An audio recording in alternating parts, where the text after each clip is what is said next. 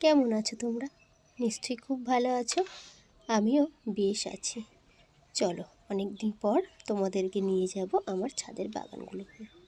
জানো তো, কয়েকটাই গাছ বসিয়েছি, বেশি বসাইনি, কিন্তু সেই কটা গাছেই যা ফল পেয়েছি আমি আর কি, মানে সবজি পেয়েছি, তাতেই আমি ভীষণ খুশি। আর ভাবিনি এত বেগুন হবে একটা গাছে। প্রচুর হয়েছে গো, এক একটা গাছে 10-12টা করে বেগুন হয়েছে। আর ফুল তো ভরেই আছে। আর এদিকে এই ক্যাপসিকামগুলো দেখো, এই পুচকু পুচকু গাছে কি সুন্দর ক্যাপসিকাম ধরেছে।